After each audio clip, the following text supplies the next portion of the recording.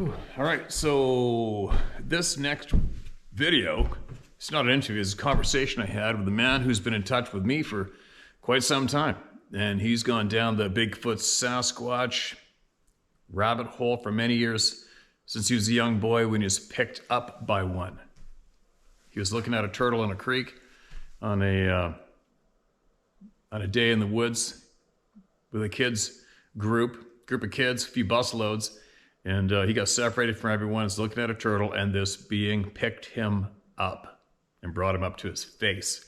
And he's had a lot happened to him over the years. He's gone thoroughly through the whole Bigfoot gamut, going to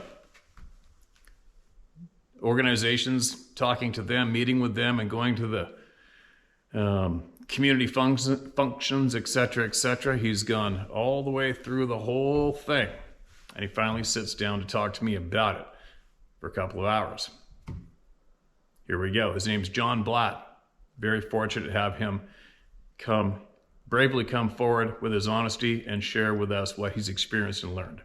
So, enjoy. Yep, it's recording. It's working. Great. I'm not touching nothing. Anyways, John Blatt, that's your actual last name? Blatt, B-L-A-T-T, yep. What nationality is that? German. Yeah. Pure strain? I'm sorry? Pure strain, mixture? Heinz 57, yeah. You were born over here, though, right? You're born in the U.S.? I was, yeah. What state were you born in? I was born in Illinois, and then about 8 years old, around when I turned 8, we moved to Ohio, and was there until I went in the military. Is it all flat there? Yeah, pretty much. At least in the Ohio Valley. We lived right on Lake Erie, so it was all flat. Oh, so there's like no ski hill there or anything? No, the closest ski place, I remember going up to Michigan to do some low-level skiing, so yeah, it was all flat. I forget where we left off. Remember, so there's going to be people listening to this, obviously, but we tried to do this, a handful of days ago? Yeah. It was the only time that the internet crapped out and didn't work. Yeah. Was that moment. So like, really? Really? Okay. Well. But I think we shared your story online, I don't know how many times, right? Or one of your emails a bunch of times. Yeah. Yeah. And I want to say thank you for doing that. Oh, he's sharing my message again. And it's helped a lot, helps you a lot. Yeah. Just to have someone who took it serious, and I've never really put myself out there a few times with select people, but I never really shared 100%. I felt comfortable enough after watching your channel for when you first started out talking about the Sabe, you hit my radar, and then okay, he's not filtering information, and right there was,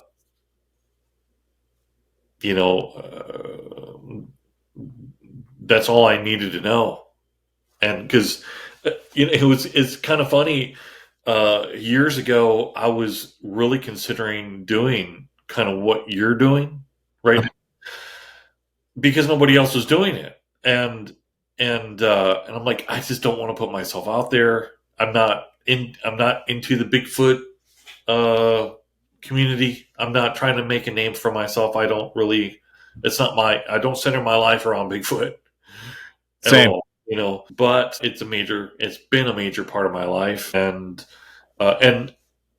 most of the places that you find information, reports, encounters have been to some degree or other sanitized or filtered, or I'm not going to share that because I've had that. I would share okay, this guy seems to be, I'm not going to name names, but this guy seems to be legit, and he's sharing, kind of out there Sasquatch experiences, and never shared my experience, or any of them, so I'm like, okay, well, I guess I'm not going to pursue that. But it kept nagging at me, somebody needs to step forward to do that. And I was about to do it, and then your channel came across. I'm like, all right, I don't have to do it. Damn it! Why didn't you beat me to it? I could just be fishing all this. No, but you do it better than I probably ever could. So, super kudos to you. And Thanks. yeah. Hey, why do you think those guys changed it up? It's a good question. I think that the Sasquatch topic in and of itself is from in most people's most of the people walking around think Sasquatch is BS, or it's just, if they do think, I think it could have, they could be out there, it's just an unclassified North American ape. But we need bones. We need the bones for it to be real. We need to put them in a zoo and study them and all that kind of BS. And so I think when real reports start coming in about real experiences that most of the time have some kind of really high, sometimes have high strangeness in it, and they don't share that. It's like they want to be respectable. They want to be respectable in the community. So they won't allow really kind of far out there experiences to be shared. Well, I think a light bulb just went off for me right now, finally. It's because they want a following. 100%. They want to follow more than they want the truth. I'm just cluing into that. They want to, because I remember I was told that a while back in the hunting circles about this one popular hunter saying they're so insecure because they spent their lifetime acquiring their following and they can lose it just like that. And It's very important to them. So when you take people that are using this topic to gain fame and money and glory, they need the topic to stay fairly attractive and not push people away. So that's probably it. And as well, they've been instructed to keep people going in a circle. There's always that. And I think there are definitely the biggest names are part of that. 110%. I had there's this, I'll try to keep my language very kind, but there's this one dirtbag person with DR in front of his name. And one of his friends emailed me a few years ago and said flat out, he told me if they keep paying for his fishing trips, he'll say whatever they want him to say.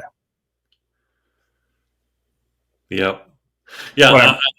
I've pretty much came to that conclusion on my own years ago after dealing with them. I've directly or indirectly have been communicating with, when I was really involved in the community back in the early 2000s, up to probably 2010, 2012, I think. Then I was done. I didn't, there's so much. How long did you last? There's so much. What's that? How long did you last?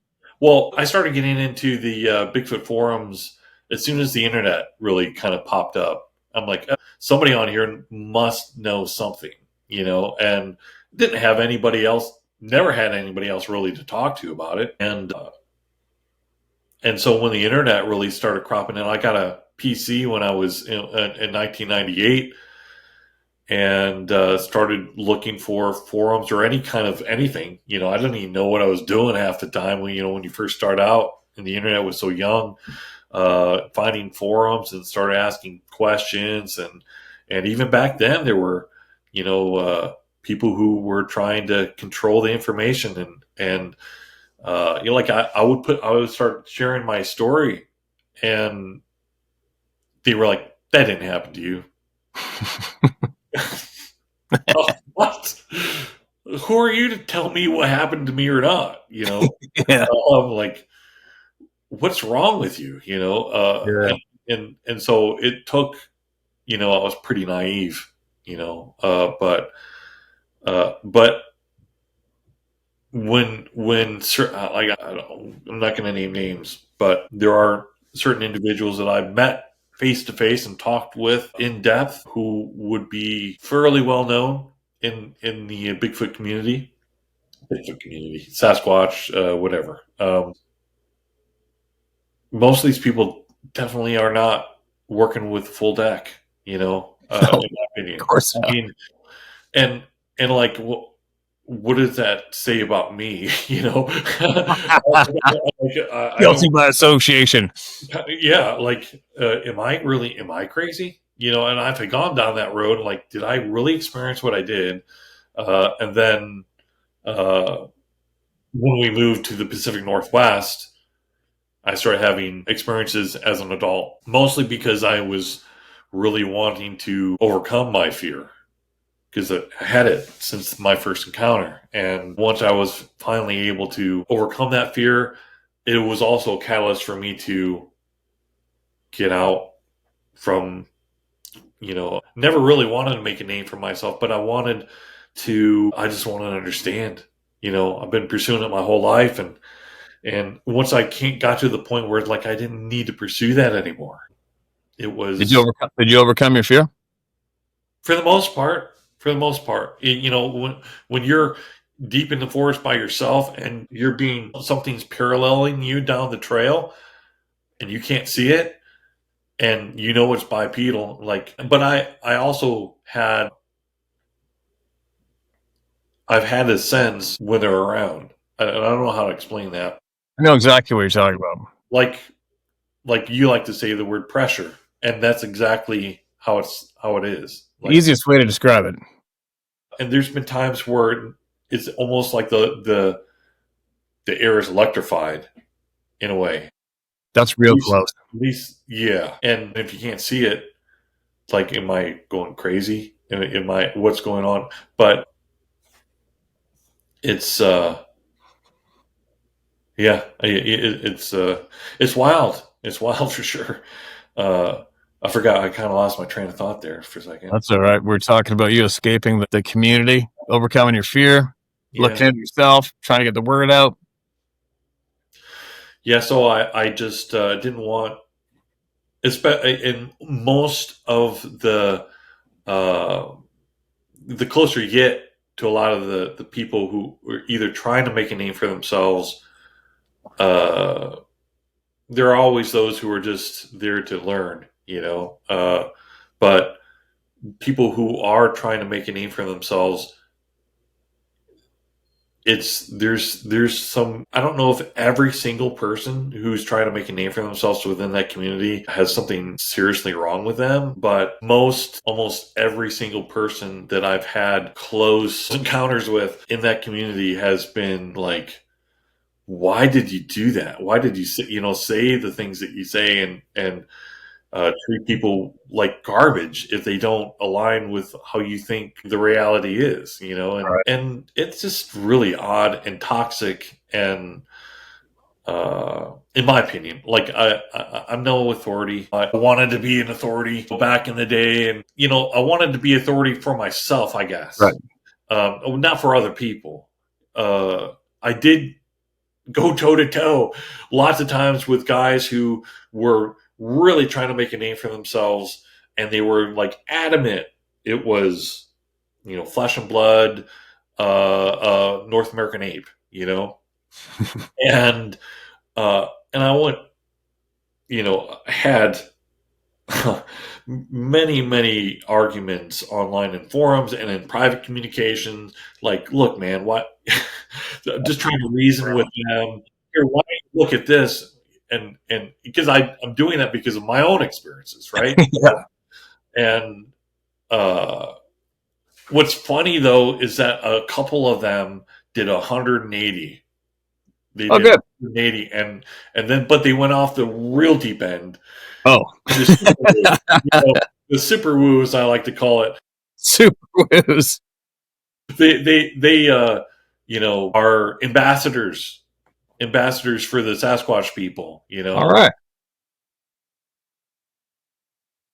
But the weird thing is that there's more than one person who calls themselves an ambassador for the Sasquatch people. So are they? I guess, yeah. But they both had different stories of their origin and why they're here and what they're doing, what their purpose is. One day I'm going to be the Pope of the Sasquatchers. You watch me. Yeah, and they got a real following. These guys, and I'm not trying to put them down. At least he's. I know. I'm laughing because I'm not laughing is insulting. I'm laughing because it makes the whole ball. It's like watching comedy that really makes me laugh. Yeah, and in some ways, it's I don't know. Like I've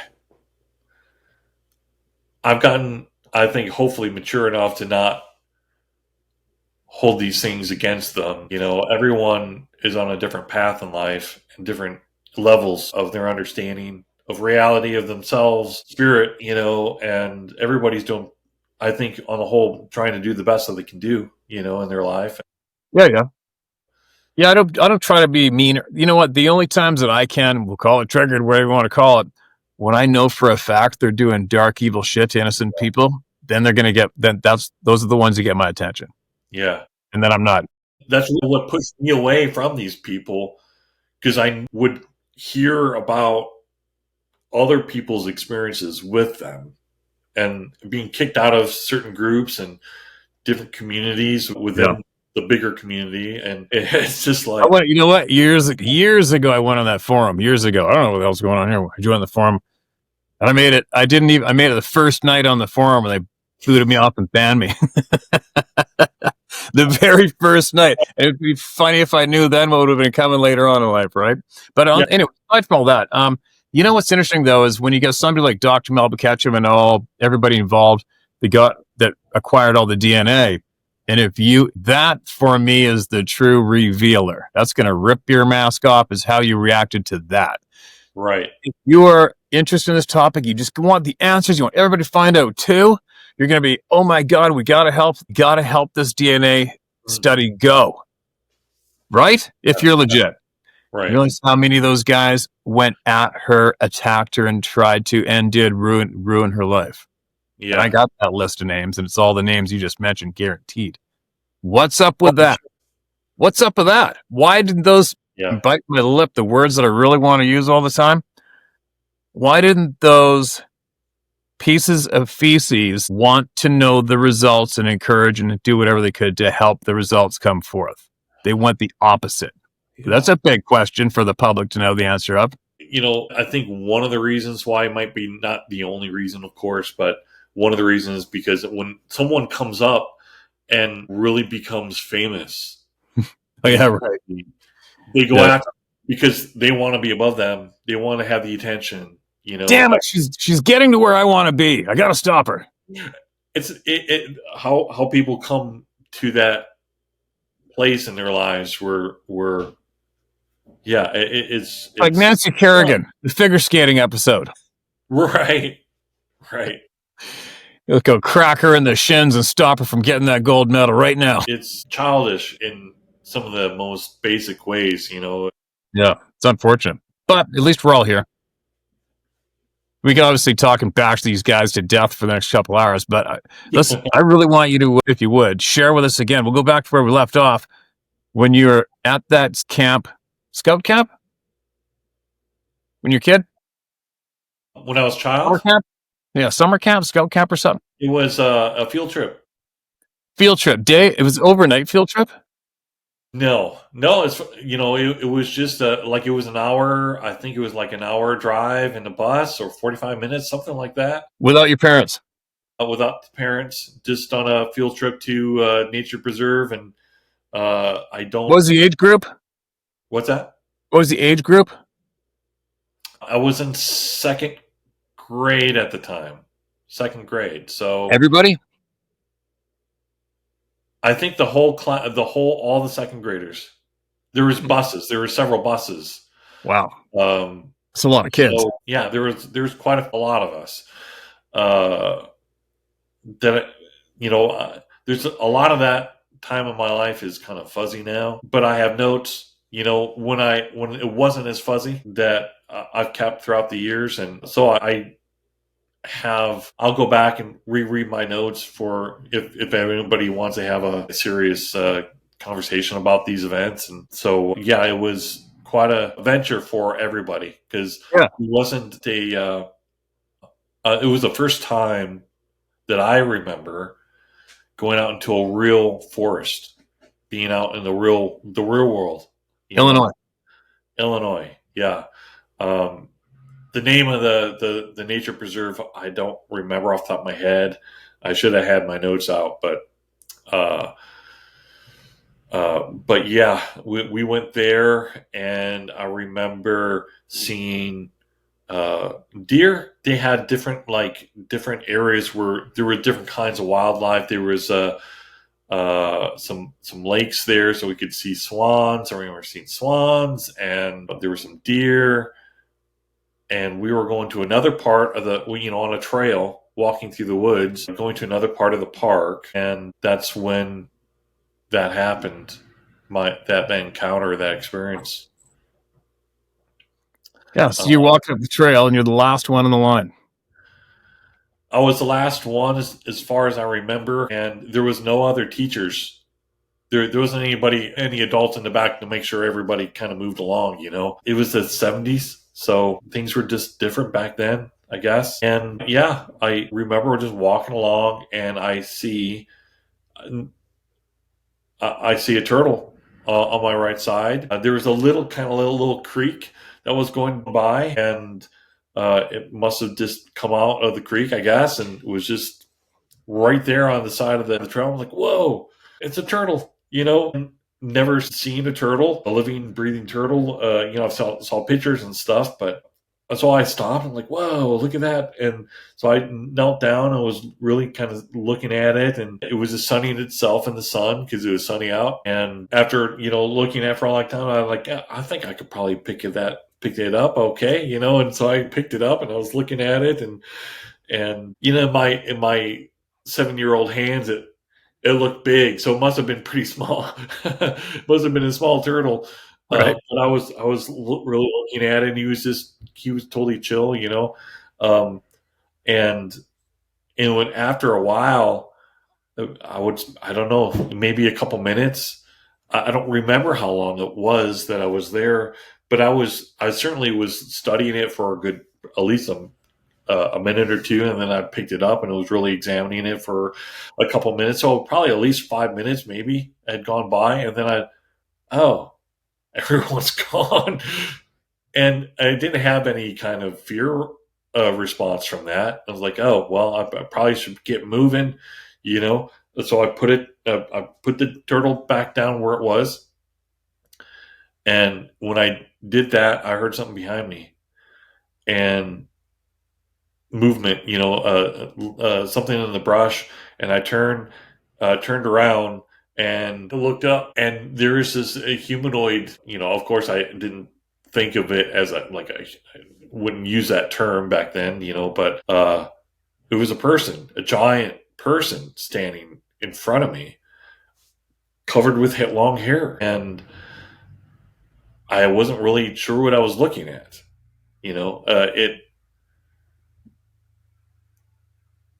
It had longer hair all over its body, kind of like, I keep going back to the only frame of reference that I had at the time, Chewbacca from Star Wars, because it had just come out like the year before, I think.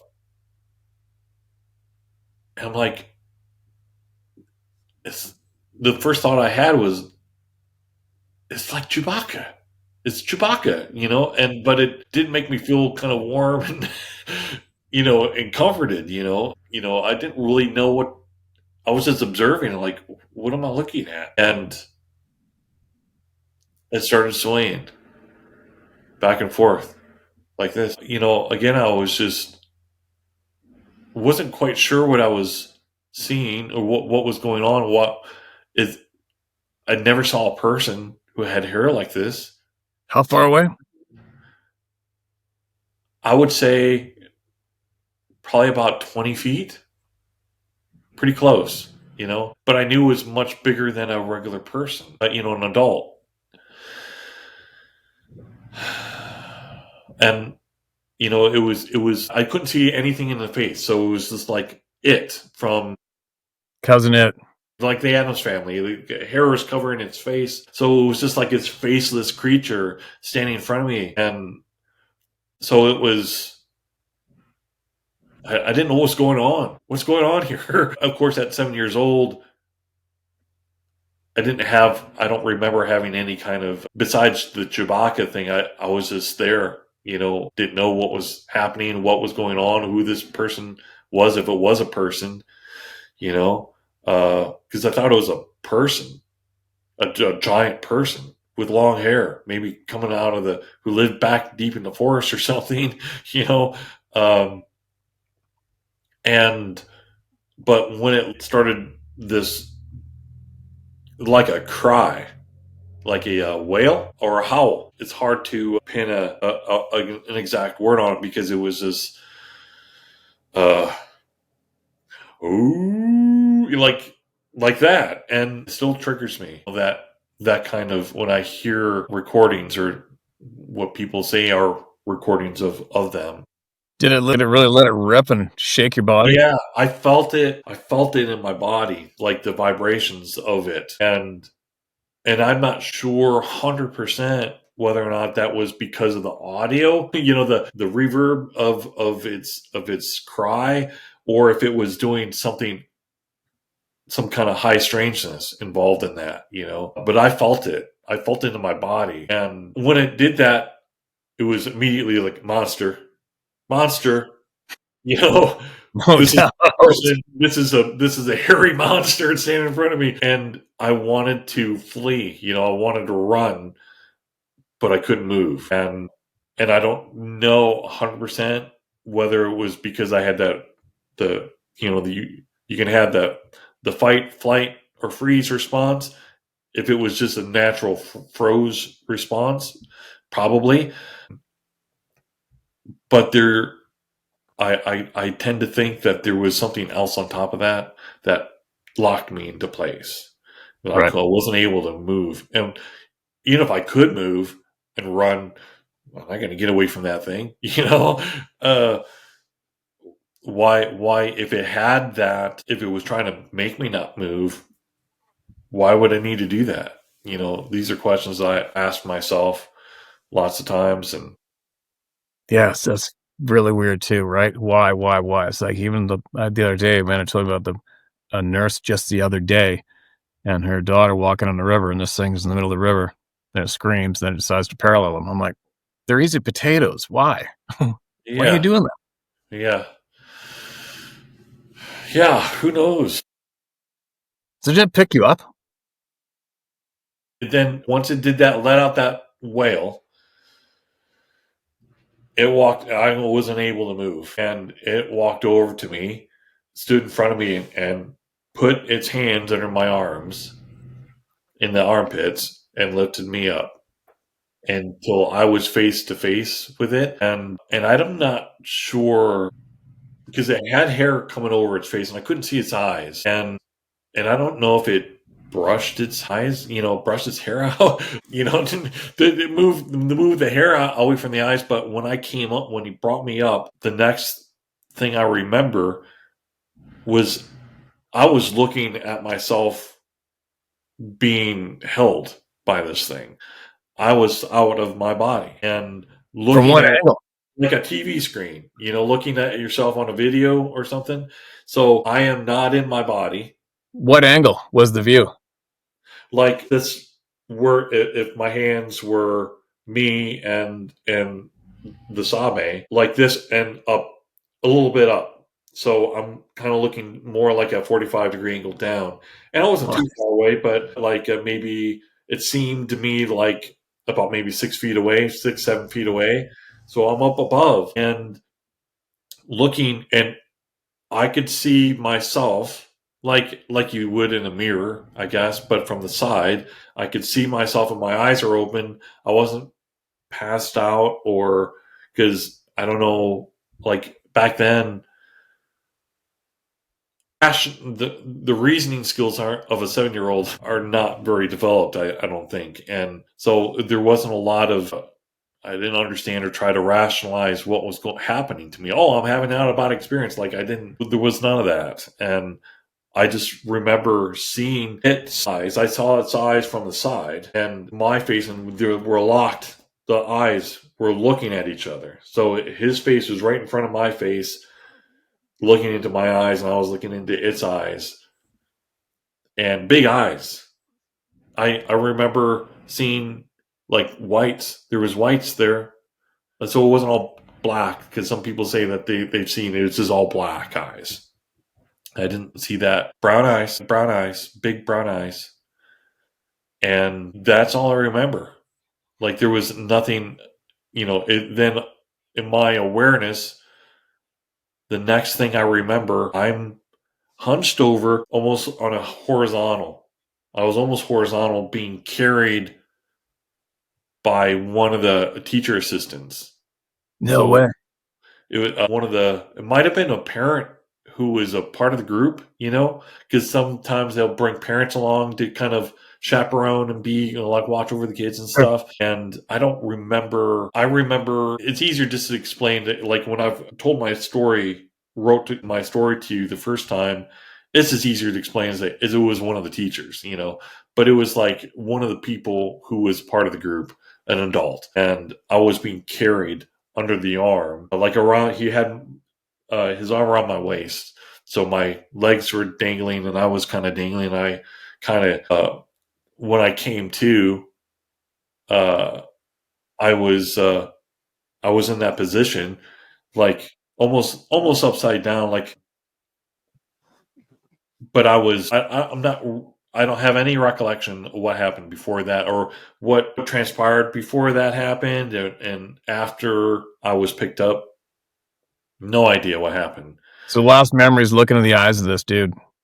From above, I haven't had an out-of-body experience, and that in and of itself is kind of crazy. Most people don't have out-of-body experiences, anyways, right? So to share that with other people, if you're being 100% honest and truthful with what you experienced, people are just like, "What are you talking about?" Hey, do you remember what the grip felt like? What it felt like to be touched by the flesh of that person? Just like huge hands, so almost be able to like grab the entire body on one side of your, and the other hand, I'll pull back here, like my body's here, almost the entire hands just went all the way around me, huge hands, uh gentle, was What's the, gentle? yeah, yeah, It's not another guy, scientist in Russia, said he touched the armor when he said it's almost like touching concrete. oh, I bet. I don't have a memory of like the density of, the its flesh, or how Right. coarse the hair was, or anything like that. That would be really interesting to remember. Yeah, because I got a buddy of mine who's a professional MMA guy, travel the world, and when he gets a hold of you, it feels like those Oh feller bunchers. A feller buncher grabs a tree. It feels like it's iron grabbing you. yeah, Literally, it's like Jesus. yeah. Well, That's why I was wondering about these beings when they grab you. I'm sure it had that strength. It wasn't big uh like Patty from Patterson Gimlin film.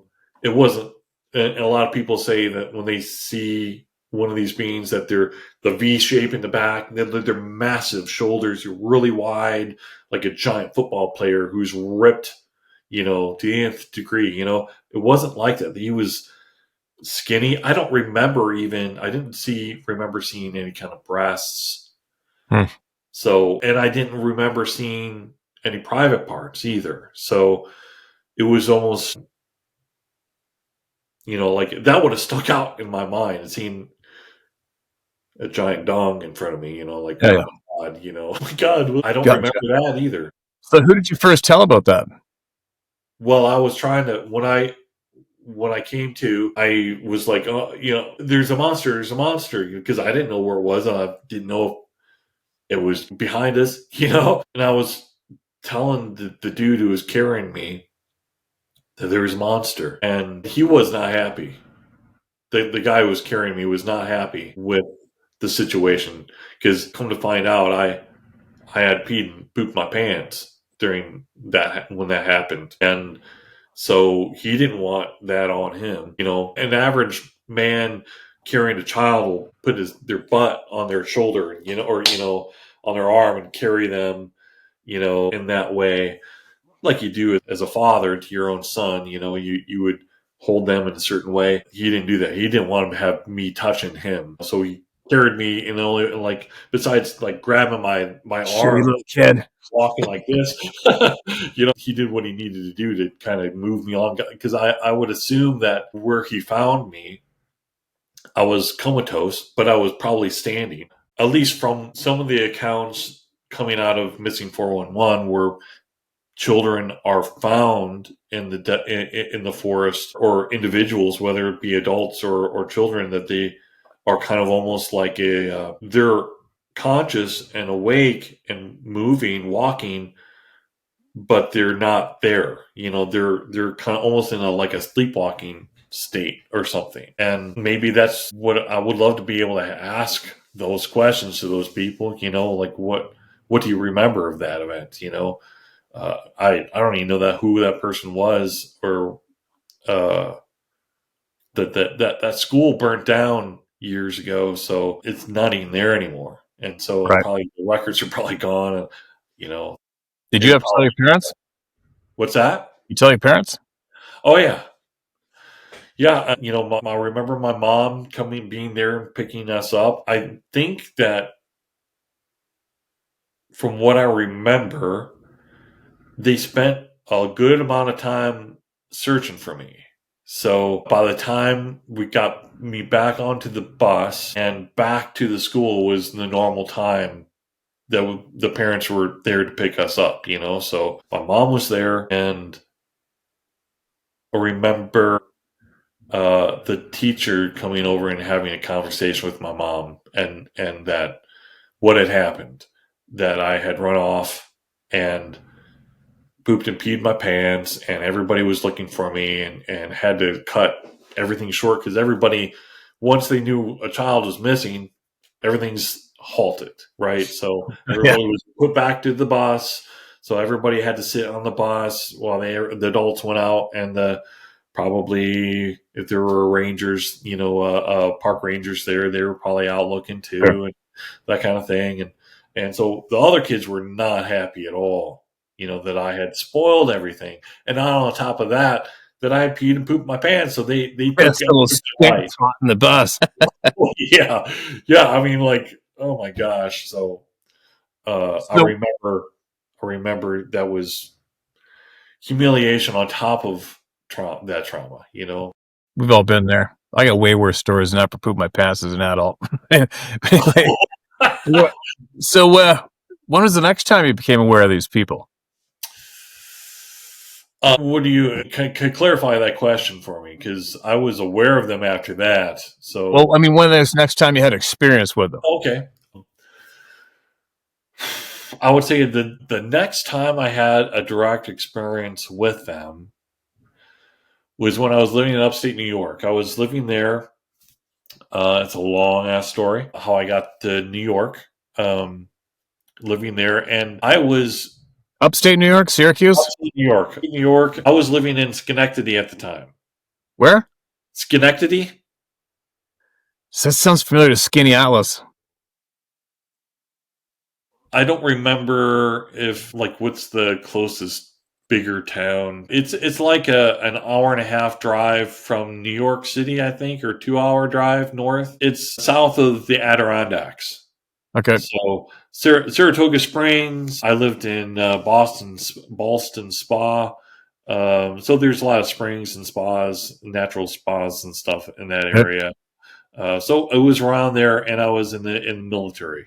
Okay. Time, so still, and I was. It's hard to kind of just isolate certain things because everything's kind of connected to other experiences. But I was in a place in my life where I put aside another. It's hard to explain my personal life at that point in time, but I was following the BFRO in there because I didn't really know any better at the time, so it was 1999 and 2000.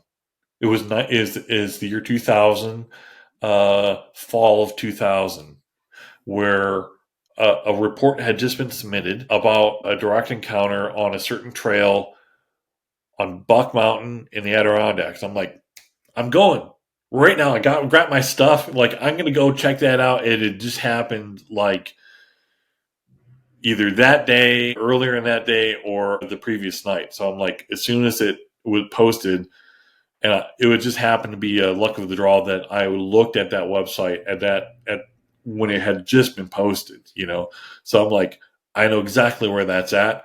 I'm going to go check it out.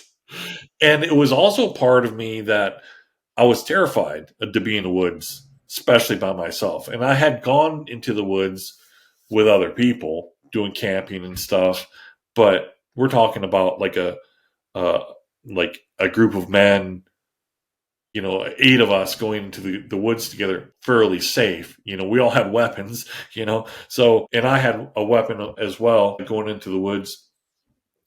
But it was the first time ever since that event as a child that I was willfully going into the woods by myself. And so I got to the trailhead and I'm walking up the trail, and it's quite a walk up the mountain, probably about a half-hour trek up the mountain. And nobody else at the trailhead. There's no one else around. I haven't seen anybody. And so I'm up on the trail, and I get to where they said that they had the encounter, and it felt the air felt electrified to me, and everything went quiet. There were bird sounds and normal sounds of nature, and everything went dead quiet. I'm like, oh, shit, I just effed up.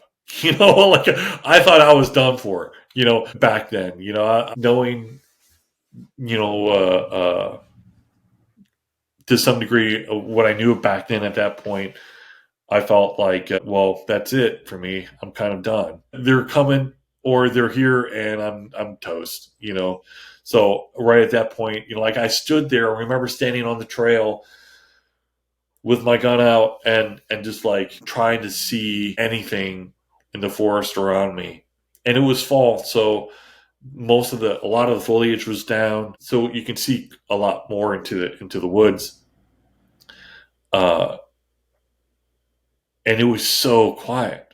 Never experienced anything like it. And I knew, like, my meteor, my antenna, was going bing, bing, bing. Like, get out of here. You gotta get out of here. But I didn't. There was part of me that's like, I don't want to be afraid. I'm gonna stick this out. I want to see what it is. And like, you don't want to see what it is. You need to leave. But that's what I felt. And so I'm like, it became too overwhelming. So I started back down the trail. And as I was walking down the trail, I heard footsteps, and I turned and I didn't see anything. And I could see a good bit up the hill where the woods were. I could see quite a distance, but I didn't see anything moving. And as I'm walking, I can hear something walking next to me. Like, I would estimate probably maybe like 30, 40 feet away into the woods. I didn't see anything. And at that point, I didn't think that they had any of that kind of ability. Right. And as I'm walking, it's paralleling me. And I'm going down this trail. And the more it's like, then I would stop for a minute, and there was no noise at all. And I start walking again, and it starts walking again. And then I had a fight or flight response. I'm running down the hill as fast as I can with my pistol in my hand, 9mm, but that would have done nothing except piss it off probably. And it was running next to me, or walking fast next to me, and I was terrified. I get down. It took like half hour to get up. It took me like 2 minutes to get down. I was just flying down that hill, that mountain, and didn't see anything. Didn't see anything the whole way. And I got down to the trailhead. There were no other cars there. And I remember putting a sign in my car saying, if I don't come back, this is what happens to me. And thankfully, I got to my car, and I didn't feel safe until I was off that mountain. I felt like it was still, like I still felt like it was pursuing me, even though I had been driving for like 5 minutes on this road, this back mountain road, and then all of a sudden it was gone. That sense was gone, and like, what the hell was that? I should have seen something. It was that close, but I didn't see anything. That was my next experience after what happened to me as a child. Was there any terror inflicted on you then? No, I mean it certainly spooked the hell out of me. Like just your natural. My natural. Yeah, I didn't feel anything. Onion? No. Right. No. It definitely didn't. The sense I got was that it didn't want me to be there. Like, I'm surprised there wasn't a group of people doing the same thing after you found that online and went for it. Yeah, like, not the brightest idea, John.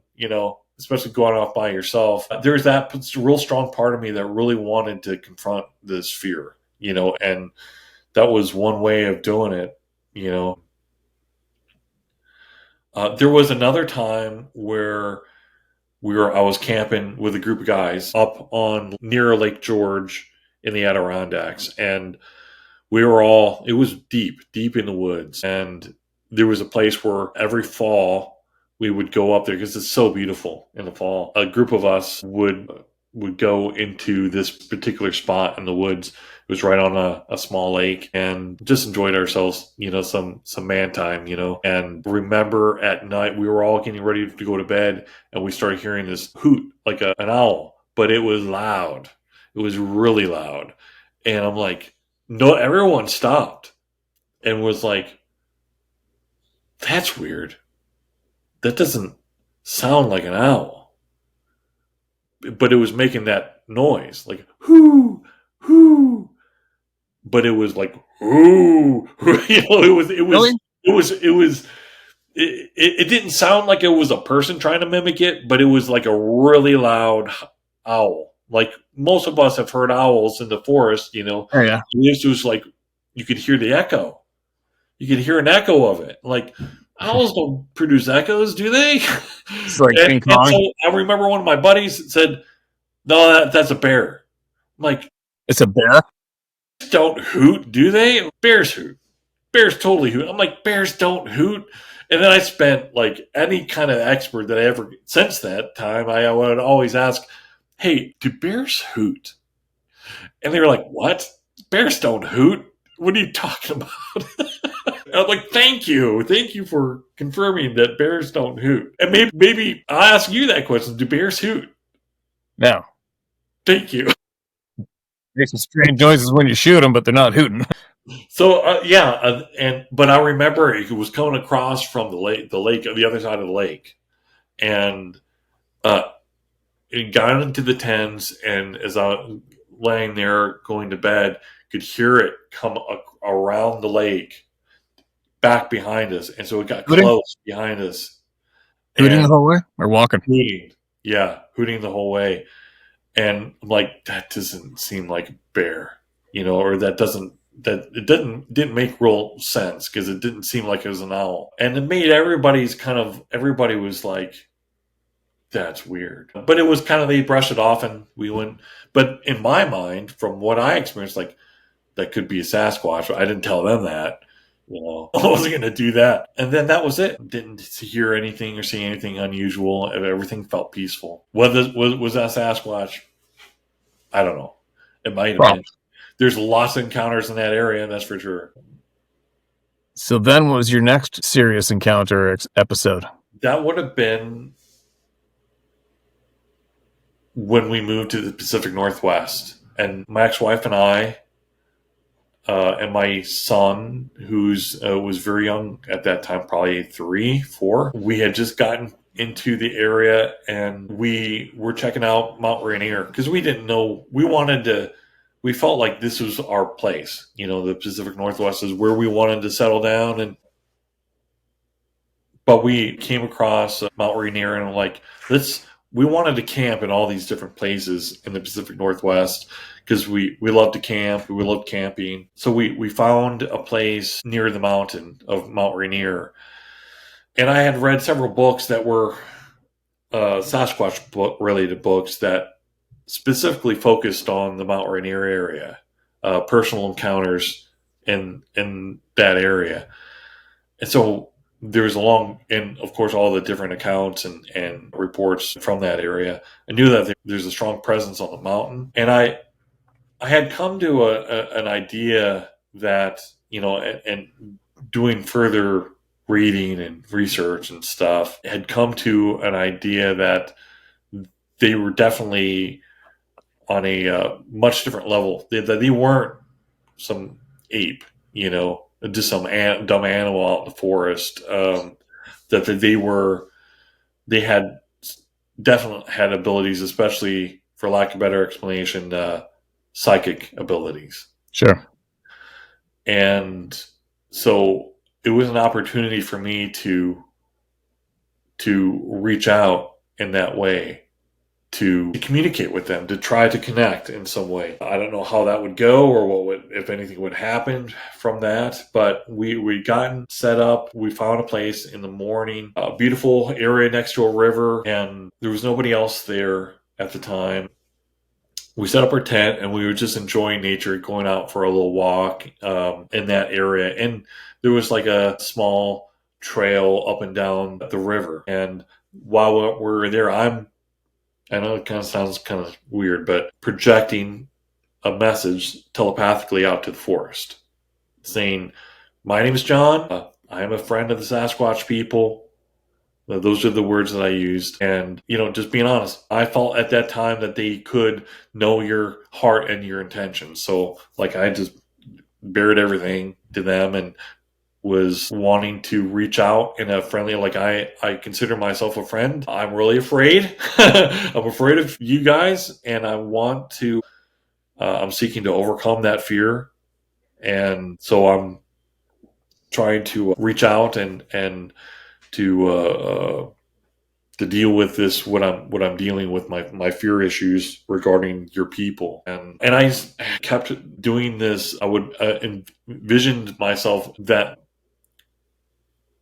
my how do I explain this? I'm projecting those words out to the forest, and visualizing it going out and saying it in my mind and projecting that out.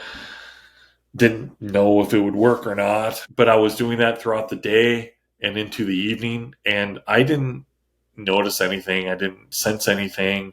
It's like I'm just talking to the wind, I guess. So it was really non-eventful at all. In some ways, I was like, good. I don't know if I was ready to see one up close, and I was just, how it was for me is that I just opened my heart and allowed them to know how I felt. Sure. And the thoughts that I had around all that. And so evening time came, we had dinner, we sat around the fire for a while and went to sleep. My ex-wife and I, or my son and my ex-wife, they seemed to fall asleep pretty quickly. And I remember before I was falling asleep, I did one last projection out to the forest, saying what I was saying, and I felt this connection. I don't know how else to explain this, but I saw a face in my mind's eye, for lack of a better explanation. Saw a face, and like a typical Sasquatchy looking face with a little bit of a canonical head, a little bit, and it was the communication. I didn't know what was happening. It was just really intense. I just felt like this energy, almost like I don't know, almost like being hooked up to a car battery or something. Like, that's kind of how I felt, and it hurt my head. And I felt like it was trying to communicate to me, and I wasn't getting it. I wasn't able to understand if there was communication going on, and it hurt my brain. And so I was like, whatever this is, I'm cutting it off. I stopped doing that communication, And I'm lying there, and everything went back to normal. And I'm like, did I just lose my goddamn mind? What in the hell was that? And so I laid there probably for a good hour afterwards, like trying to rationalize, did I just have an aneurysm? And did I just make all that shit up in my head? Um, it was like, well, I didn't know what to think about that. And eventually I ended up falling asleep. And the next thing, and it was pitch dark. It's, as I'm sure when it's nighttime in the deep woods, it's pitch dark. You can't, unless the moon's out, you ain't seeing nothing unless you have a light. And I remember being woken up in the middle of the night, and that the outer part, that the tent was being pushed down on top of me. I woke, the sense of something touching me and pushing on me woke me up. And I'm like, there's somebody outside my fucking tent, and I was afraid that it was a psychotic human, outside my tent. Like, it's just about to go down here. And I didn't have any weapons at the time. And because the road was right there, we weren't far off the road. And so my first thought was, here's some crazy ass person outside my tent fucking with us. And I had a machete, but that might thwart a person, but I didn't know what to think. But there was definitely something being pushed down on top of me. So I know it sounds kind of nuts, but I immediately projected mentally out into the forest, like, Sasquatch people, come help me. I'm fucking scared. There's somebody outside my tent, like, help. and and I had that lock in. I had that communication again, and I saw the face, and this time it was like normal. Like, I felt it wasn't with words, but it was with emotions. I know it's really sounds strange to say it that way, but there wasn't like a speaking. There wasn't words being put into my head. It was more emotion based. But I knew what it was saying. I knew what it was communicating to me. And it said, without words, in a way, we're here. And this is how I interpreted it. This is how I interpreted this. So, we're here because we wanted to see the human who could do this. Humans don't reach out to us and communicate in this way. And I'm like, shit, did I just F myself again? We're here my people. We're interested because we all heard your message. And my people wanted to see the human who could do this. Wow. And I'm like, oh, fuck. And then it said,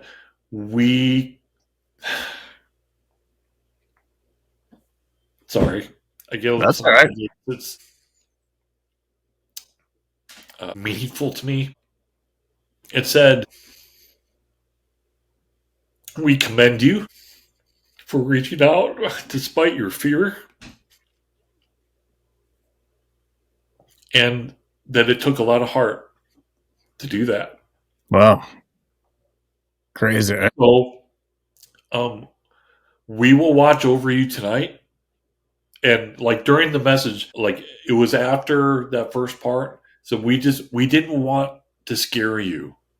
We just wanted to wake you up. We didn't want to wake your woman and your boy. We didn't want to wake them. We just wanted to wake you up so we could have this conversation. And at that point, the tent lifted up, and it continued speaking in its way that my people and I will watch over you tonight, and you will be very well protected. You have nothing to worry about, and we want you to be at peace. And then it was off. The communication was gone. Just a simple, kind hello. Yeah, basically. I'm laying there like, did I just lose my goddamn mind? What the F was that? Did I just make that shit up in my head? Yeah. That's what I was thinking. Like, No doubt. I going crazy. That's really kind of what I dealt with. You know, that didn't really happen, did it? Because I had never experienced anything like that before in my life. What do you think they're protecting us from? Maybe crazy ass humans, or who knows? There are other things in the forest too, besides them, that might not be as. They don't really want to spoon up in the sleeping bag. Oh man! So like I'm sitting there, but I felt this great sense of peace. Wow. Very like, in a way, almost love that I sensed, and then I ended up falling asleep rather quickly after that. It's kind of hard to believe that I would fall asleep after that, but I did. I remember waking up in the morning, and I had to go to the bathroom really bad. So I woke up and I tried to get up out of the tent without waking my son and my ex-wife up. And I unzipped the tent and stood up, and I gasped, and I woke up my ex-wife. She's like, "What is it?" I'm like, "You got to see this." And so she unzips her tent and gets up, and she's like, "What the hell is that?" And in the ground, right next to the tent, was this ditch that, like, the earth had been gouged into. It was about 8 feet long, 4 feet wide, and 4 feet deep. And Wait, 8 like feet a line wide? in the ground. Did you say 4 feet wide and 4 feet deep? No, 4 inches wide. Okay. I hope I didn't say 4 feet. Feet. Like, what? I didn't mean to. I have 4 inches right. wide, 4 inches deep, and about 8 feet long. Straight line? Straight line gouged into the ground. I'm like, my ex-wife said, "That wasn't there last night." I'm like, "I know. What the hell made that?" And we were looking around. There was nothing that fell onto the earth, like maybe a tree branch fell from the tree and gouged into the ground or something, but there was nothing. There was nothing there. So the dirt from that 4x4 wasn't pulled out and put to the side. It was all just pressed down. It looked like something had took something and scraped dug it into the ground and created this little line in the earth next to alongside the tent. And we picked this spot to set up our tent because it was completely flat and pristine, and it was beautiful, and there was a little fire pit there, and there was nothing like that in the area. And so when I stood up and I saw it, it immediately registered, like, that's weird. What the hell is that? You know?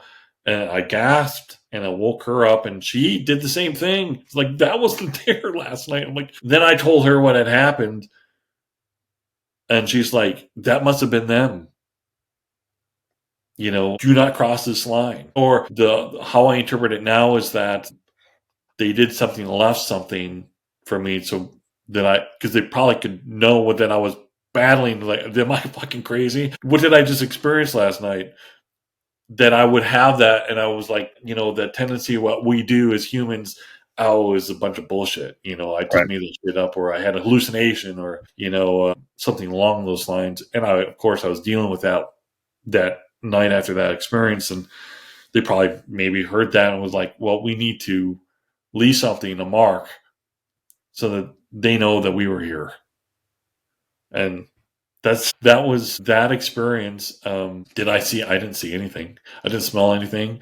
Didn't, you know, other than being that feeling of having the tent pressed down on me, having that connection. There was nothing else, you know, that I could say, oh yeah, this has also happened. It was other than what went on inside my head and that gouge in the earth. Pretty mundane evening, you know. Crazy. I wonder how far away they were from you. Normally, no idea. Are they all around us? You know what I mean? Yeah, for sure. How far away can they hear that message? Who gets to hear the message from you? That's a good question. That's a really good question. Who else heard it too? Who gets to answer? Right. I did sense that the who I was talking to was like a leader in charge. You know, that kind of alpha male. I don't know. I guess. What a wild experience, man. And how do you explain that to somebody? You know, besides what I just did, of course. But when you're in like the Sasquatch community and try to share something like that, people are like, They're putting pheromone trips hanging from the branch looking for a monkey in the rut. yeah. I learned real quick that unless it was something that they can wrap their heads around, they weren't going to accept it. Generally speaking, Yeah, waste of or time. at the very least, they're not going to put their name on it. We're not going to post this on our website because we need the followers. We want to be respectable. Yeah, we can't push away the following. We just got to increase it. Yeah, that was my first encounter here in the Pacific Northwest, and I've had several more encounters. To go maybe quickly go through my next one that I remember. I have lived in Snohomish County area. There's a place called Mount Pilchuck where we used to go quite a bit, go hiking, camping. That area is mentioned quite a bit. Yeah. I remember someone else posted something about Mount Pilchuck, and there's a lot of experiences around that mountain and on that mountain. So someone else had posted on your channel. You did an email from someone about an experience on Mount Pilchuck. I'm like, well, I gotta share my experience on Mount Pilchuck. That was my second email to you. Oh yeah, and you shared that on your channel. Did I change any words? What's that? Did I change any words? Change any words? Like what do you mean? No, I'm just making a joke about reading emails. And did I change your story at all? I see. No, not at all. Read everything word for word, 100%. Yeah. Anybody who says anything otherwise, they're just jealous. Really, that's my opinion. I'm just chucking shit at them. Carry on. I took my son. We were going to go do some camping up on Mount Pilchuck, and we were driving up the mountain. And there are several places along the main drive up. There were like logging roads, old logging roads that we're still able to drive on. So I'm like, well, where does it go? Well, let's find out. Started driving down one of these old logging roads for quite a while. It goes for a long, long ways. And once we got on that road, it's very narrow. For the most part, the mountain's on the one side and the ravine's kind of like on the other. So like the mountain's going up this way, the downside of the mountain's going down this way, and there's really no place to turn around. So you're just like, hopefully I'll find a place where I can turn around. Otherwise, it's going to be one hell of a long drive backwards on this mountain road. I hate those, yeah. So drove for quite a distance and ended up coming to, thankfully, a place where there was a turnaround. But right beyond that was the road continued, and there was a tree that had been bent over the road. And I always find those things kind of interesting because what in the hell bent it? And sure, could have snowfall made that happen? Maybe, probably. But here's the thing. We pulled up to where this tree was. Like, it was blocking the road, so we couldn't go any further.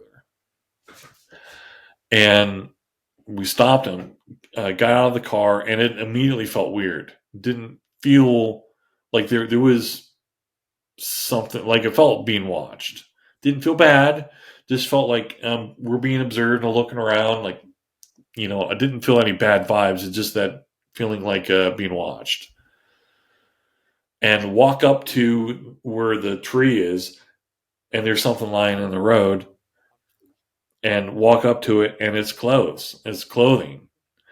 And so, well, this is weird. And it was folded clothes that was in the road. And so I'll go over and start picking up these clothes. And it was a woman's pants, woman's underwear, a t-shirt, and I think that was it.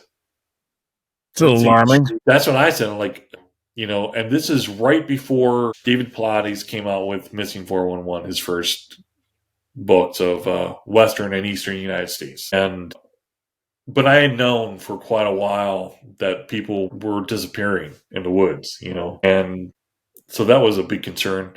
I saw the clothing, And I'm like, yeah, that ain't good. Who's out here in the middle of nowhere taking off their clothes and women's clothes of that matter, and with the underwear? I'm like, oh shit. This probably ain't good. I didn't see any rips or blood or anything, suspicious about it. It was just like somebody took off their clothes, folded it up, and left it on the road. So me and my bright idea, let's go continue walking down the road for a bit. So my son and I, he's about 8, and I look back now and I'm like, yeah, that's great idea, John. Take your 8-year-old son in a situation like that, But I felt like it's something, how I was at the time anyways. I was really focusing on my intuitive abilities, seeking to exercise them. So I felt like there's something bad that's going to go down. I'm going to know about it at least. Your dad would have told you. Yeah. So we both ducked underneath the tree and started continued walking down the road. And it was like, like somebody flipped a switch or something, and it felt terrible, like shit. And I didn't say anything. And my son's like, Dad, we need to turn around and go back. I'm like, all right, let's go. So we went back. And as soon as we could get on the other side of that tree, everything went back to normal. Like, oh, that's weird. Weird. And that's what the sense was like I was trespassing. Really? That tree was like, you do not cross, you don't go past that, and we're good, So back at that little area where you could turn around, I turned around the car, and my son's like, can we camp out there? Somebody else had camped out there, so there was a little fire pit there. And my son's like, it's getting late, and we still haven't found a place to camp out yet. And he's like, Dad, can we camp here? I'm like, and I really felt into it, and I was like, I think it's okay. I think I was like, how do you feel about it? He's like, yeah, it's good with me, Dad. I'm like, okay, let's try it out. Let's do it. Can't be afraid of everything. I had a weapon and a machete and big ass knife and so lots of those type of things, and so I'm like, okay, so I think we'll be okay. We'll be all right. And so it felt like, so we set up a tent, did a fire, had some food, just enjoyed that evening. And it was March, I think, March or April. So there was still a lot of snow that was up on the mountain, but and we weren't sure how far up we could go, but it wasn't that cold. Actually, it might have been more like May, because it still was pretty chilly in March. So, but it was decent enough weather. It wasn't too cold, and we settle in, get in the tent, settle in, and we both go to sleep. And I wake up in the middle of the night, the buzzing in my ears. I hear a really loud buzzing in my ears, and I cannot move. Like static? Like static, yeah. And maybe some people might understand what I mean by this, but sometimes when you take sacred plant medicines that you can use on a shamanic journey in that way, you can have that buzzing in your ears. It was similar to that. But I woke up with this buzzing in my ears, and I could not move. I have had sleep paralysis in the past, and it seemed that I was experiencing some form of sleep paralysis. I could not move. I could open my eyes and look around, but I could not move at all, which is a terrifying thing to experience, especially out in the woods especially with your boy there.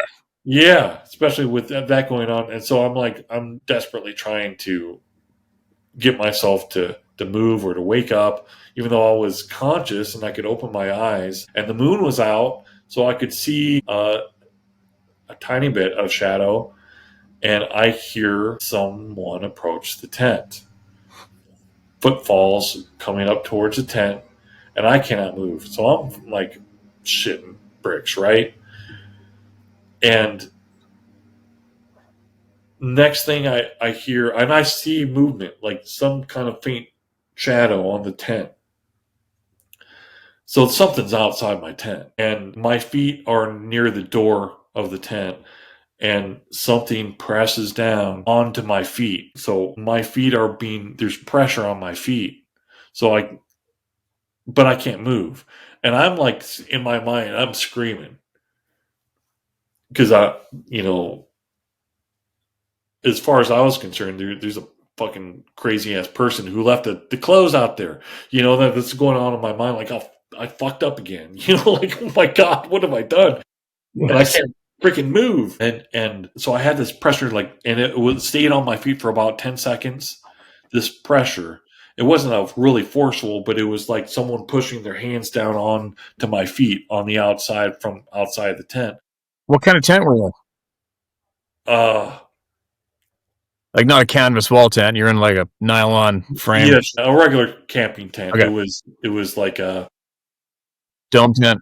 REI, I think, one of our camping stores down here. And after about 10 seconds of that pressure on my feet, it let up, and then I walked down the mountain in the opposite direction, going down the mountain.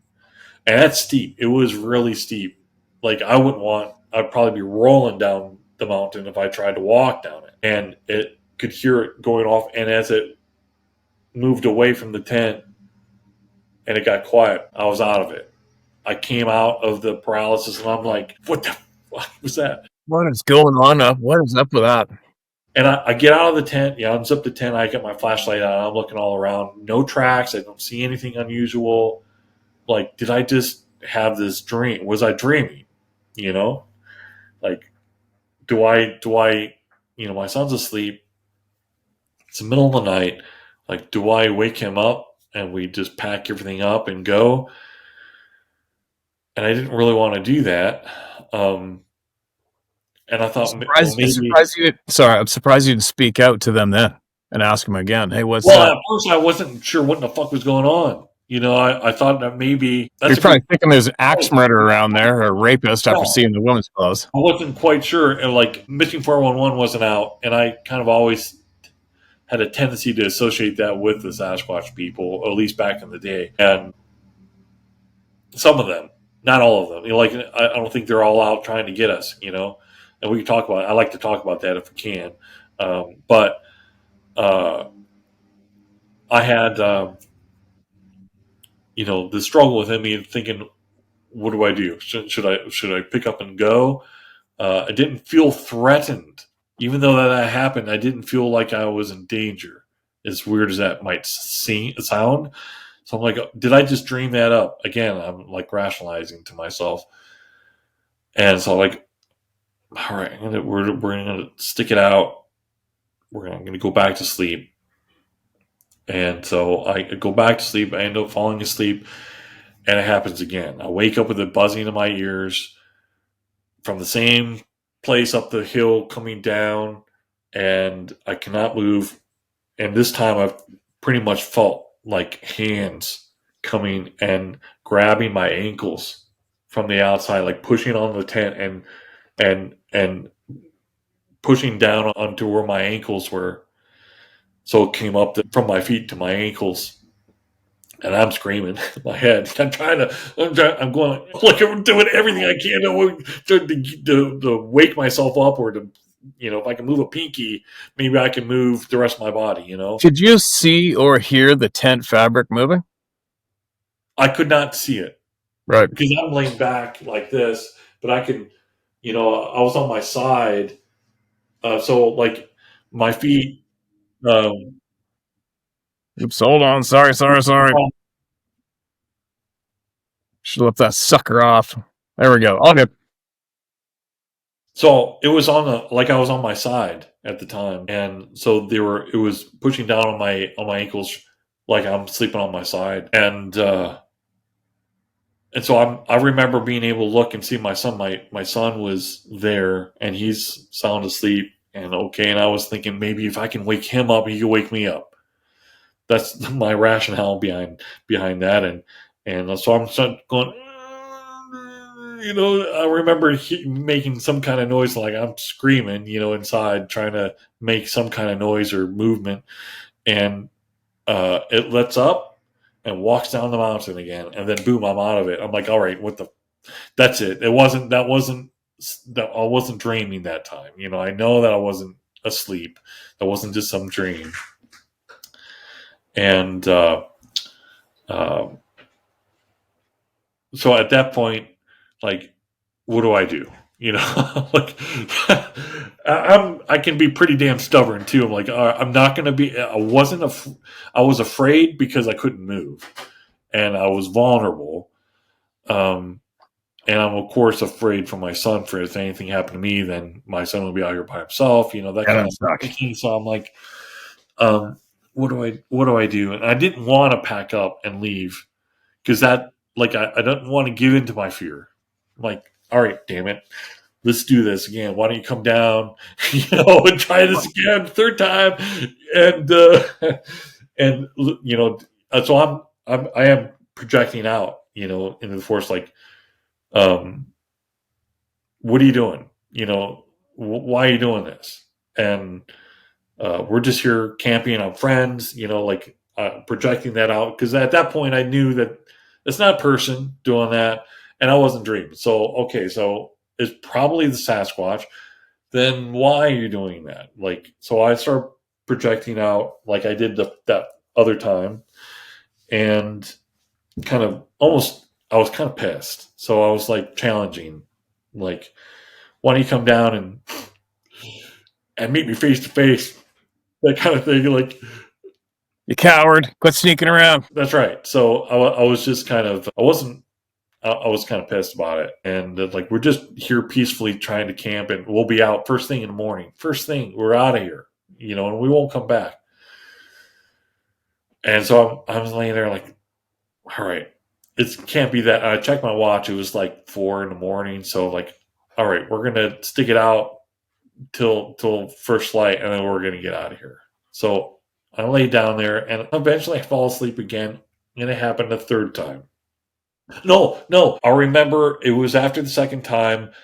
I remember I was half asleep, half awake. I woke up, and I could see lights outside the tent, like coming up the road. There was lights. Like, I thought it was a car. I was half asleep, half awake, so I wasn't fully conscious. I just knew that there were lights outside and someone's driving up the road in the middle of the night. So I'm like, well, I'm parked in the kind of the only place where you can turn around.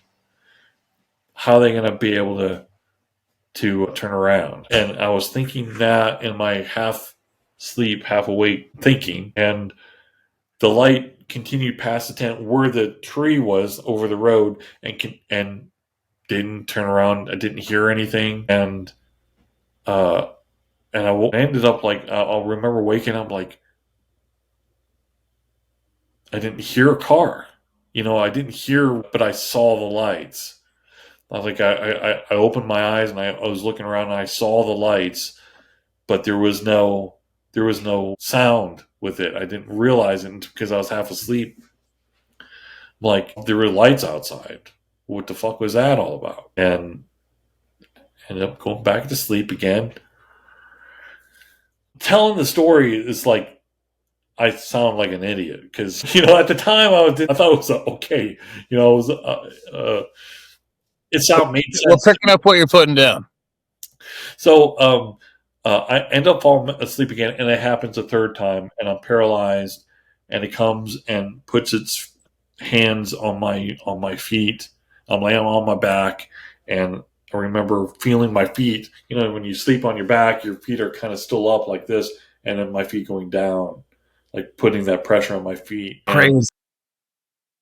Again, like, I'm just trying to get out of it again. And as soon as it started walking down the hill, I came out of it. And the sun is just started to become dawn. It was just the crack of dawn. So the sky was a little brighter. And it's like, okay, we're out of here. We're getting the F out of here. And so I pick him up and take him and put him in the car, lock the car. And I gather up all just take it down as fast as I could and just throw everything in the trunk. And we take off. And I get back. We get back home. Everything's cool. I did look for tracks. Didn't see anything. Didn't see any kind of tracks. The road was fairly muddy. Didn't see any footprints or anything that resembled footprints or any kind of tracks at all. So went back home and I decided to call the Snohomish County Sheriff's Department about the clothes. And I told them, they put me in touch with this guy who patrols that area, who's kind of responsible for that area, a sheriff deputy. And had like a 2-hour talk with this guy and talked about everything. Talked about Sasquatch and like, hey, it was interesting because I was expecting there to be a lot of like, oh, that's a bunch of bullshit, about Sasquatch. And it's like, hey, have you ever had any reports of people seeing Sasquatch up on the mountain? It's like, oh yeah, not all the time, but it's pretty frequent, and I'm like, what? And we had some really fascinating conversation. He's like, yeah, I'm going to go up. We'll go check out. I know what you're talking about, what road you're talking about. And we're going to go down and check that out. And I said, hey, if you find out anything, if there's anybody, a missing person associated with these clothes or something, could you let me know? And it's like, if I come across anything else, I'll let you know. And of course, I didn't get hurt. I didn't get anything back. And so, about 2 weeks later, I'm thinking to myself, you know what? I wonder if he went and checked out if the clothes are still there. So I'm like, I'm going to go back. I'm going to drive up there, and check it out again. Go back to the scene of the crime, so to say. And I get to the area where you pull off from the main road to start going down that road. And someone had come in and dumped literally tons of gravel and big ass boulders in the front of that. So no cars or anything can get back in there. Wow. And so I got out and I walked, and it was back, brought truckfuls and truckfuls and truckfuls up there. And it went back at least 100 feet from the road. Just massive amounts. I'm like, this is fucking nuts. And there were signs up. It's like, no hiking allowed. Never heard anything from why, anything about that, why that was done. I have my suspicions, maybe people are going disappearing back in there. And what was the timeline from when you got up in the morning and left there until the gravel truck started going up? What was that amount of time? Well, 2 weeks. Oh, yeah. That phone call, because I had called the next day. I'd called the sheriff's department when we got back later on in the afternoon. Right. And then after about 2 weeks of thinking about it, like, I'm going to go back and see if they even went up there, like, who knows if they just talking shit, So I'm going to go see if those clothes are still there. And I get up and they completely obliterated that area. You couldn't even, there was no turn off or anything anymore. And then they put signs up on the trees that were there, no hiking allowed. So I guess you could still hike back in there if you really wanted to. Recently, I think last summer, I went up there and I stopped at that area, pulled over aside, and I got up and I walked back on that mound of gravel and boulders and stuff back in there. And it's so completely that road's gone now. It's gone. It's all just blackberry bushes and stuff back in there now. Right. So even if you wanted to walk back in there, it's done. You're done. You can't. Not going to be able to. But so did you see these people again? Have you seen these people again? Seen them? My last real encounter is another really freaking strange one. I'll tell you that story real quick. There was a trail outside of Index, Washington. Popular trail, a really well maintained, pretty wide trail that had been in that area had all been forested. So all the trees had been cut down, and then a lot of the new growth started happening there. So there was lots of young trees, but you couldn't see far into the forest there. But the trees were short at the time of this experience. I got to the trailhead, and I took this trail because at the time I had a semi-friendship with one of these big-name Bigfoot researchers, more of the woo type, and I'm no longer friends with by the way, but he said that they're definitely in this trail, in this area, and he recommended me to go down there and say hi to them because he had a relationship with them. So he says, and I'm like, all right, I'm going to try this out. Go down there and being open-minded, and so I get to the trailhead. There's nobody else there. Get out, start walking the trail, and I could tell that the pressure was there.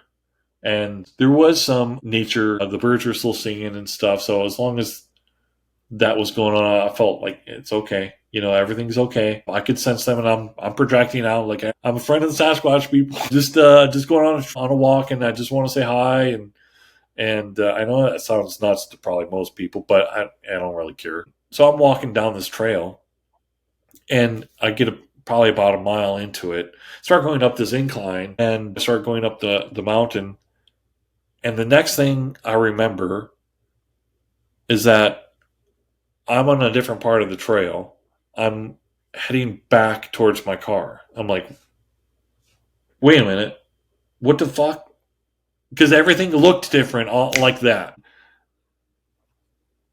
And it was really, I was discombobulated. I just like, did I just have an aneurysm? What's going on? Like, why am I here?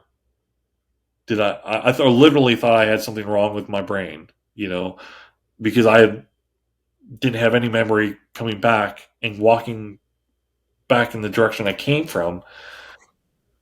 So I'm like, fuck it. I'm going to turn around and go walk back, and go back to where I was, where I remember. So I'm walking up the mountain again. And as I get to where the last place I remember, I start having, I know that sounds nuts, but I started remembering. And I remembered, and I don't know if I was supposed to remember this, if it was short-term memory, I don't know why this happened the way it did. But I get to where the last place I really remember being, going over this little creek. There was a little creek, I remember, in the road. The creek was going underneath the road, and a little waterfall. And I remembered that there was a male Sasquatch. It looked very much like the Patterson Gimlin film, just huge, that it stepped out from the right side of the trail in front of me, and it was walking, and it turned its head and was looking at me and spoke to me in my mind and said, "You do not see me." And then the next thing I remember, I'm going back the direction where I was going. How do you hijack someone's nervous system and have them turn around and not remember something like that? Especially, oh yeah, I can see your hairy ass right now. So again, there's the strong part of my mind is very skeptical. I'm a skeptical person in a lot of ways, and skeptical of my own experiences, is skeptical of the so-called abilities that I might have. And so I tend to have my first gut reaction is to rationalize, so again, I started rationalizing, but I got to this point. So I stopped, and I remembered having that experience like, oh, fuck. And I knew that I was not supposed to go any further. Something was going on there. Don't know what was going on, but I just knew that I wasn't welcome, even though we know that you're friends and that, you're a cool dude, for the Sasquatch people, but you're in danger here. You need to go. That's the sense I got from it. Like, okay, well, let's go. I turned around, started walking out, and it was completely quiet at that point. There was no rustling there were squirrels all over the place before, and it was gone. All that was gone. There was no bird song, no rustling of any kind of critters, and it was unnervingly quiet. And so I'm walking and slowly get back, and I was fairly close to where the trailhead was, and there was a turn in the trail, and right next to me, as I was going by, there was a big ass bush, and I heard this noise in the bush, and it sounded like like the gnashing of teeth, like a dog can do that, and I recognize like that's what the fuck, Yeah. I'm out of here. Okay, I'm out. I'm leaving. And so I trot towards the looking over my shoulder at the bush. I'm looking over my shoulders. I'm leaving, in the trail house right there, and I parked there. And there's another couple, and just pulled up, and they're getting out of their car, and they're walking towards them. And I said, hey, and they said, hi. And I'm like, hey, how's it going? And I said, I don't think you should be going in there right now. And they looked at each other and looked at me. It's like, what? What are you talking about? It's like, and I kick myself to this day for not telling them the truth, But I was like, well, you're gonna find out. And I get in my car and I leave, and I'm like, to this day, I'm like, so they'll think you're fucking crazy. So what? But at least you told them the truth. Right, there you go. Did they go? They kept walking, and who knows? Maybe they were fine. Maybe they didn't fuck with them at all. But Not everybody gets it, right? Not everybody gets the attention. What about that guy that turned you onto that trail? Your old friend, that friend would know. Was that person in smooth? Lapseritis. Pardon me? Kiwoni Lapseritis. Why do I know that name? Because he wrote a book called The Sasquatch People and Their UFO Connection. That's one of the books. So is that person in connection with does he speak openly with him? Yeah. Like sentence back and forth sort of thing? Oh, yeah. And the last time, like I stopped kind of, he said that he was an ambassador for the Sasquatch People. So he was in intimate connection with them. And his story is a very unique one for sure. But an ambassador. That's right, an ambassador. But the thing is, there's someone else in the Bigfoot community who came out to be an ambassador as well, a different person, and who was a really hardcore, Bigfoot is a North American ape type person. There's somebody else who's supposed to be the 13th member of the Council of 12. Yep. And so, but their information's collided with each other. So one person is right and the other person isn't. So who's the real ambassador? Here I was thinking I was the ambassador. Damn it. So and how it's all kind of, it's super woo, as I like to call it. And I don't drink that Kool-Aid, so I don't drink anybody's Kool-Aid anymore. So yeah. So the first guy you just mentioned, you figure that person's been in smooth communication with him do you think it's legitimate? Oh, yeah. Probably, to some degree. Although I do think that I have a tendency to think that he is not playing with full deck anymore. So, did you pick up any solid messages through him that remained in your mind?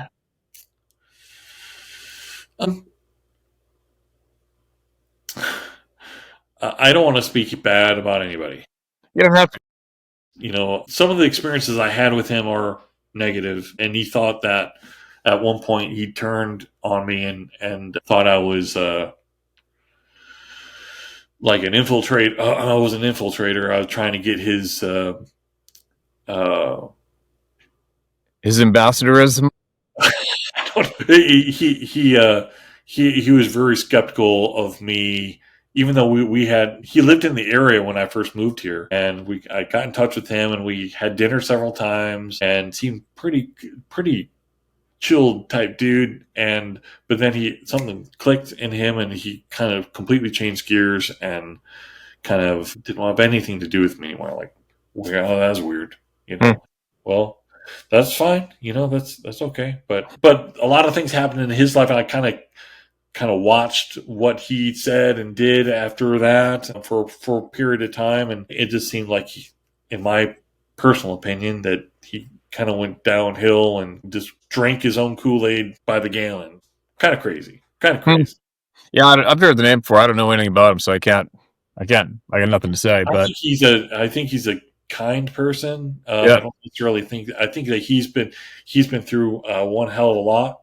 in his life and dealt with all kinds of shit from the other people in the Bigfoot community. It's a pretty cannibalistic crew, right? Oh yeah, it's a eat or be eaten type of for a lot of people, anyways. I am the chosen one.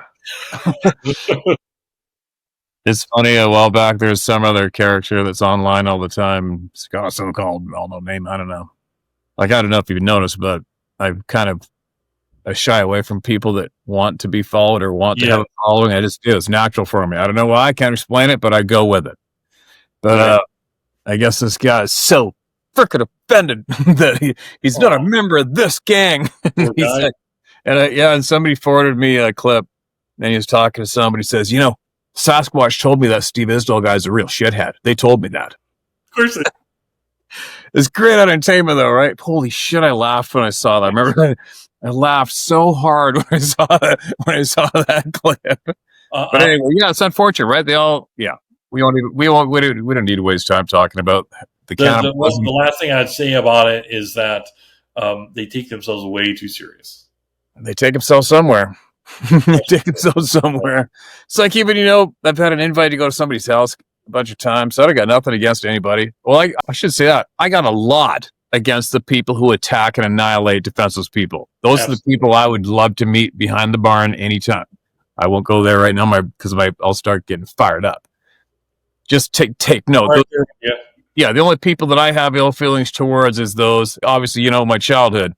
I have zero patience for bullies, zero patience for anyone who attacks anyone, especially a defenseless woman. When I'm aware of that, we're enemies, and I'm going to get you. But anyway, aside from that, all I'm saying is when you talk about these other characters, I got nothing bad to say about them. All right. So what I do say is just friendly. I just say, hey, I got people inviting me to come and meet these people in the yard, blah, blah, blah. And I'm the ambassador. I'm the 13th member of the council. 13th member of the council of 12, and a lot of them say they're passing messages on through me to humanity, and I always think to myself, did they also say, listen, you can make $175 per person per weekend to send our message to people? Right? So there's just little points like that make me go, oh God. Moving along. Whatever. You know what I mean? But there's no shortage of people in that community, though, that claim to be the one. I'm the one. I am the one. You got to listen to me. Uh-oh. Apparently they listen to somebody else. I better get that person out of here. And we're talking about those people before we started recording, too, right? Yeah. There's a lot of narcissism in the community for really creepy, and not just the Sasquatch community, but the all these the paranormal investigation community, the UFO community. I heard they're pretty cutthroat too. That's on the fringe, that tends to be the case with all these. Yeah, weird, right? Isn't it weird? It is very weird. Yeah, very weird. Remember one more just to help it. But there's this one little midget back in Vermont who apparently was forming some group. I don't even have a clue. And when people started dogpiling on me like crazy when I first come out publicly, I said, yeah, I know they're here. But before I did that, I was already well aware of the horse shit. Very aware. There's probably some of my motivation that comes forward. All right, enough of the bullshit. Let's get on with it, right? Sure. Anyways, this dude was trying to get a hold of me, needed me to be a voice and join their little crew. I never replied once. I never even mentioned online once. Never said nothing. Then a couple weeks later, then he got us a woman associated with him. She starts emailing me saying, hey, so-and-so really needs you to get a hold of him. Really need you to talk and join this. We really got to. Never replied once. Still never have. Still never said the name publicly. And then it probably took about 17 minutes later. Full on, the knives are flying at me. Just slicing and dicing me every chance they got. And trying to discredit me and run me into the ground. Isn't that amazing? Yeah, and I think you're perfectly suited for what you're doing because you don't give a F. If anybody comes after you or ill of you, you're like, I don't know, maybe I'm too much of a pussy, but I don't know. Not that I really care about what they think, but most people don't really like when people are falsely accusing you of shit that you have nothing to do with. I kind of take that. I don't like that. So I probably would bother. On a funny side note, there was, I think back in the early days, there was 1, 2, 3, 4 different names and channels that were fairly popular. Mm. And all 4 of those went at me nonstop, and all 4 of those are dead in the water today. Interesting. Yeah, really, it's interesting to take note of that. Yeah. That's really cool. I don't. Did I give a flying shit? I don't give a shit. Even when people come here, I don't give a shit if you subscribe or not. Doors wide open. Right. I didn't ask to come here, and you get a refund for your ticket out the door if I pissed you off too much. But it's one of the reasons why I respect you in the way that how you handle everything, and that you're not trying to get subscribers. You're not trying to get money from your channel. You're not, I really like how you have chosen to handle the craziness of it all, because it is crazy. Well, Sarah and a few others might disagree a little bit because it's a game for me. Sometimes I'll get the odd comment, and because it comes up on my phone. My phone's right there right now, and YouTube comments come up on the front of it, but I don't read them. I rarely, but when I do, it just seems like it's the roll of the dice, and it happens that I look at my phone and go, what's that one saying? And it's somebody being a douchebag. And there's the little devil on the shoulder that goes, I got another one. Then it's just entertaining for me because I know how weak they are between the ears. I know exactly what's going to make them really go crazy. And then I'm not this little, the bad kid in me. And then I'll say something to really grind them out, and then I'll pin them. And then I'll be laughing my head off. And then Sarah will be sitting there beside me having coffee in the morning. She'll be going, she can hear my fingers. She'll go, what are you doing? She knows what I'm doing, and she sees my stupid little grin, and I'm giggling, right? I'm like, what? Why do you do that? I go, it's entertaining. It's no big deal. It's kind of funny. But I'm just saying that's my demeanor and how seriously I take those individuals when they come up. Like, whatever. But it's just the odd time they land on the right morning and I catch them, and I entertain the shit out of myself by making them angry. Whatever, is what it is. So where are you at now when you're with your puzzle? I have a view, I think, that very few people that I've seen have. Is quite different from most people who have been in this, exposed to it, having experiences. And I guess I tend to have a more unique theory, I guess, maybe it'd be a good way to put it, of who these people are, where they come from, and why they're here. And I'm certainly not dogmatic about it. I certainly could be wrong, and it's something that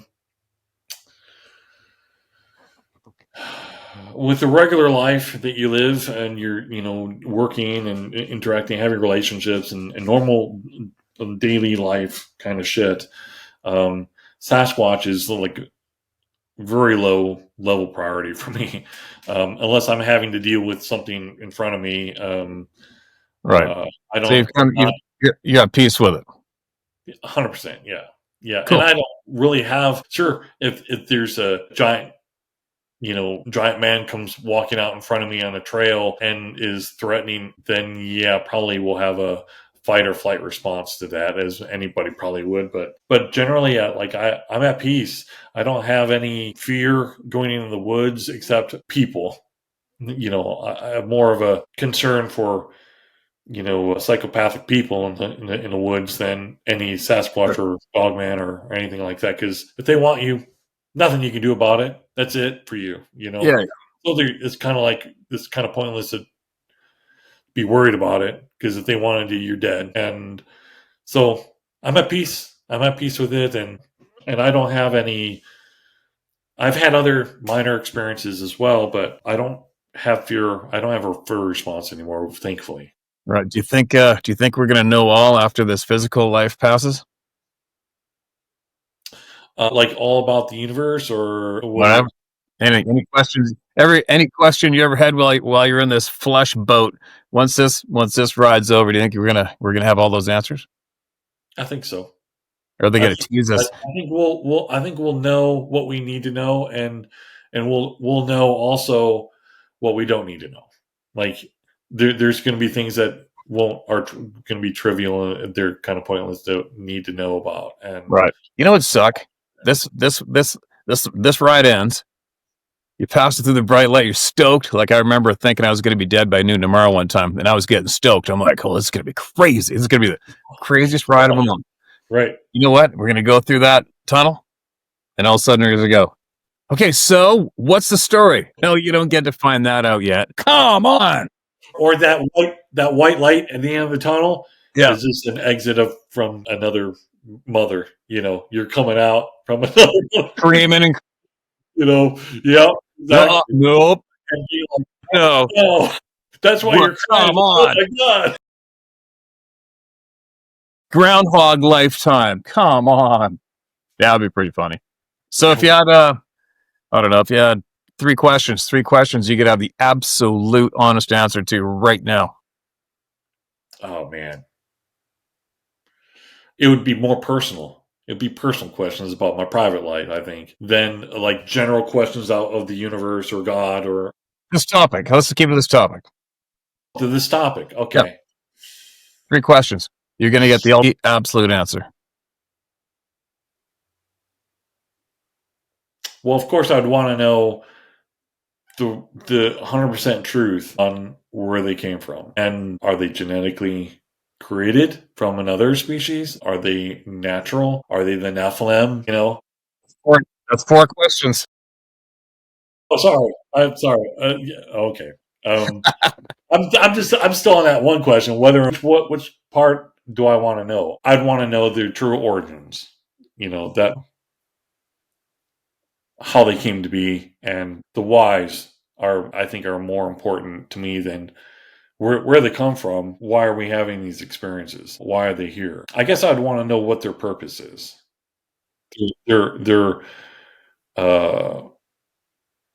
It's like, do we have a real purpose here? I believe so, but that's a good question. I'd have to chew on it for a while. I'll get back to you. Yeah, mine switch up the odd time. I'm always curious about how are we connected? How are we connected?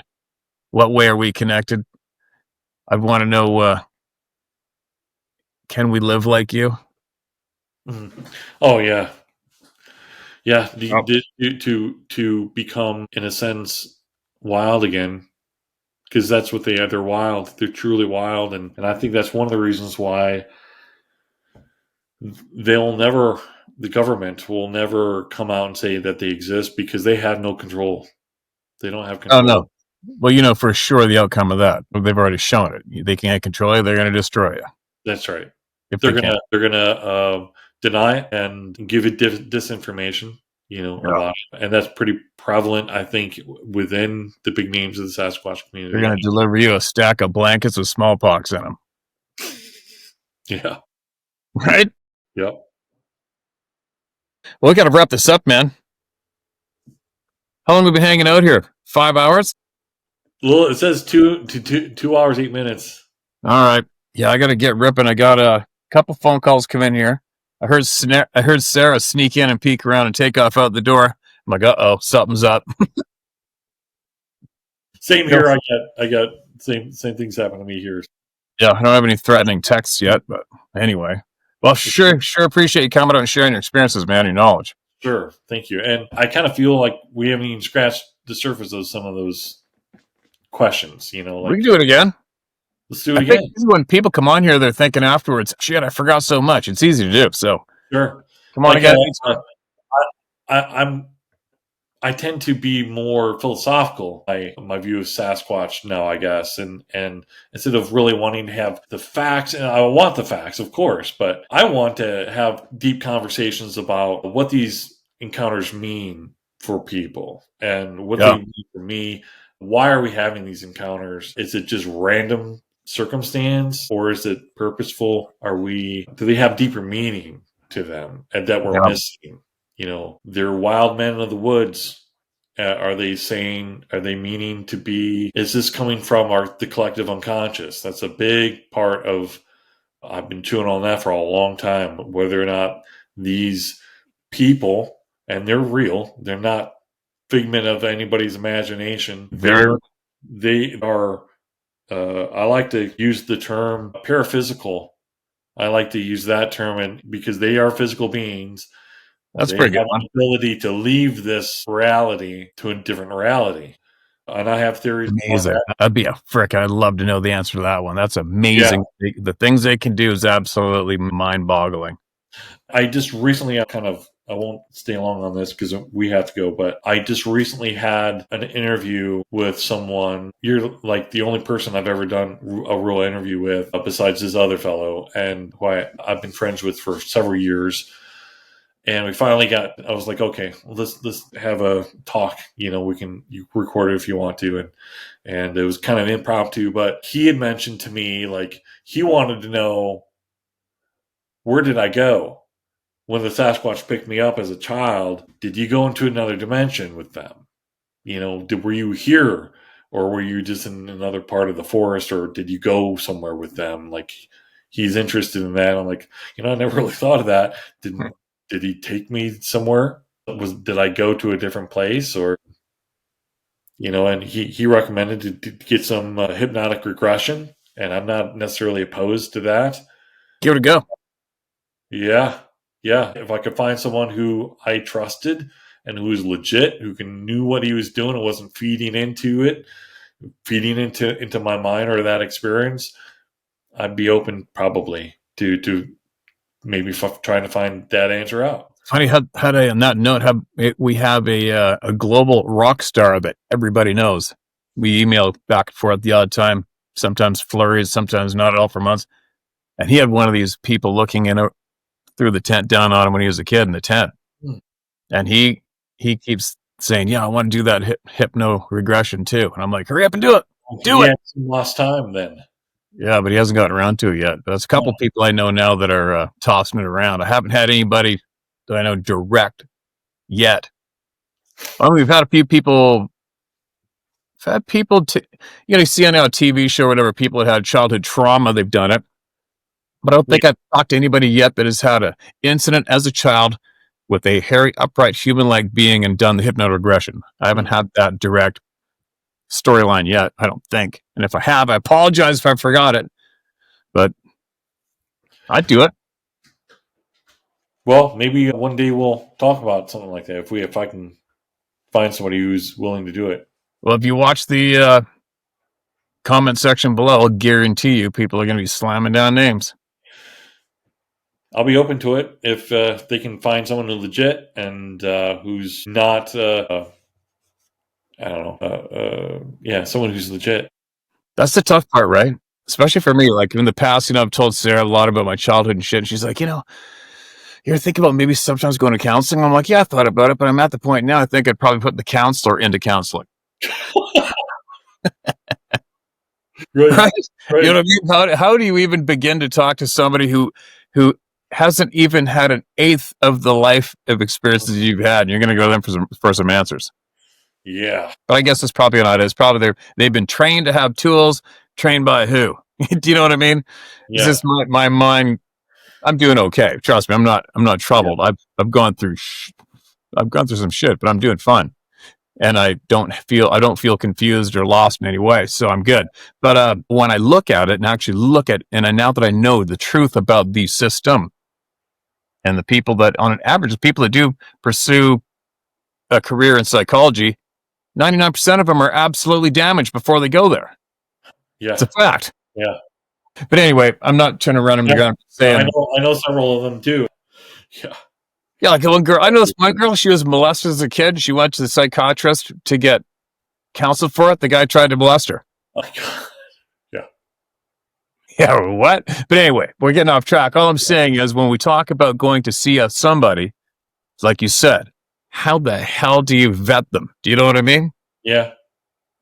How do you vet? You have to know somebody who you trust, who's also used them, and I guess that. Yeah, because for where I am right now, and I don't need anybody to jump on my bandwagon. But for me right now, if you've been trained and have some kind of a DR in front of your name from the system, that don't mean shit to me. Sorry. Yep. don't mean shit to me. If anything, almost to the point, that means where I run. Sure. Yeah. No, I'm right there with you. I don't do doctors. You have to prove yourself that you know what the fuck you're doing, and most of them don't. Yeah. Well, somebody's out there. Somebody's probably out there somewhere. Anyway, we gotta get out of here. We're not gonna stop talking. I know. Right? You hang up first. No, you hang up first. It's been a great pleasure finally to be able to do this. Same, man. Same. Big time. We'll do it again. Because I'll guarantee you later on, you're going to go, oh, shit. Oh, and that's almost to the point, like, just write down a bunch of shit for next time, and then we'll hit it again. Okay. Okay, man? Great, Steve. I'm out of here. I'll talk to you later. Have a great July 4th. Thank you. Okay, man. Bye.